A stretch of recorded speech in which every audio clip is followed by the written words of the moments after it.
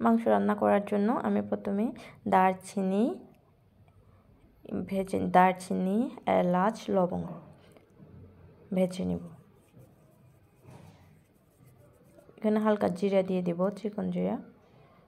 একটু ভাজা ভাজা করে এটাকে গ্রাইন্ডার জার দিয়ে গ্রাইন্ড করে নেব, গুঁড়ো করে নেব। এখন ভেজে নেব।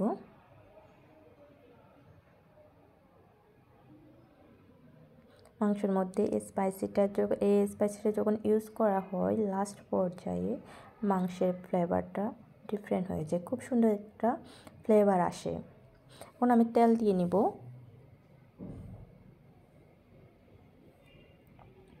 পরিমাণ মতো তেল দিতে হবে, বেশি তেল দিলে আমার আবার তেল ভালো লাগে না, আমি তাই একটু তেলটা কমিয়ে দিই। দারচিনি, এলাচ, লবঙ্গ, তেজপাতা দিয়ে হালকা ভেজে নিয়েছি।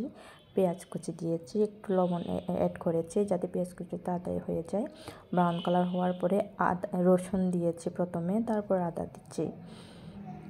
হলুদ গুঁড়ি, মরিচ গুঁড়ো আর একটু জিরার গুঁড়ো দিয়ে ভালো করে কষিয়ে নেব। একটু পানি অ্যাড করেছি। আমি এখানে কাঠবাদাম বাটা ইউজ করছি, আপনারা চাইলে কাজু বাদাম বাটাও ইউজ করতে পারেন। যে এটা ভালো করে কষিয়ে নিয়েছি, তারপর চিকেনটা দিয়ে দিয়েছি। ভালো করে কষিয়ে না নিলে বাদাম আর যেটা আমরা মরিচের গুঁড়ো যে স্পাইসিটা ইউজ করেছি এটা কম্বিনেশনটা ভালো আসবে না, তাই ভালো করে আমরা কষিয়ে নিয়েছি যাতে খুব সুন্দর একটা ফ্লেভার আর কালার আসে। আমি সম্পূর্ণ চিকেনটা দিয়ে দিচ্ছি, দিয়ে তারপরে এটা ভালো করে আরেকটু কষিয়ে নিব। বেশি কষাবো না আমার চিকেনটা, কারণ আমার চিকেনটা একটু বয়স বেশি হয় নাই আর কি, বুড়ো হয়ে যায় নাই, একটু কচি আছে।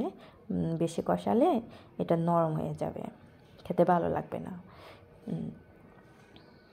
তাই আমি অল্প একটু কষিয়ে নিব, একটু নাড়াচাড়া করে নিতে হবে, সব কিছু মিক্স করে নিতে হবে। এর মধ্যে যদি আমার ভিডিওটি ভালো লাগলে please like, comment and subscribe my channel.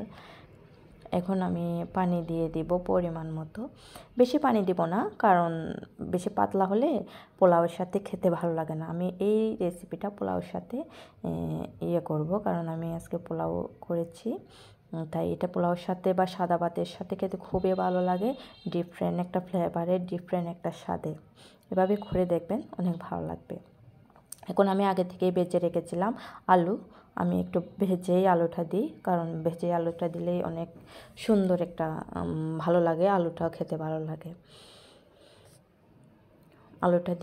আলুটা দিয়েছি, আলুটা দিয়ে আমি একটু নাড়াচাড়া করে নিব, একটু মিক্স করে তো দিতেই হবে না। এখন ঢেকে দিয়ে কিছুক্ষণ রেখেছি, রান্না করেছি। এখন আগে থেকেই ভেজে রেখেছিলাম যেই স্পাইসিটা গরম মশলাটা, ওইটা আমি উপরে দিয়েছি। হ্যাঁ, এটা দিয়ে বেশিক্ষণ রাখবো না, এটা আমি সম্পূর্ণ দিয়েছি। ভালো একটা ফ্লেভার আসবে, আপনারা যদি ইউজ করলেই বুঝতে পারবেন এই স্পাইসিটা একটু হালকা বেজে ইউজ করলে ফ্লেভারটা কেমন আসে, খেতেও অনেক ভালো লাগে। আর বাদাম দেওয়ার কারণে কালারটা পুরো ডিফারেন্ট একটা সুন্দর কালার চলে আসবে, মসৃণ কালার। হ্যাঁ, এটা খেতে অনেক ভালো লাগে।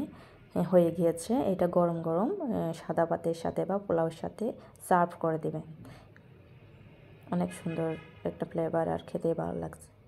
রেডি হয়ে গিয়েছে। ওকে, আল্লাহ হাফেজ, ভালো থাকবেন, আল্লাহ, টাটা।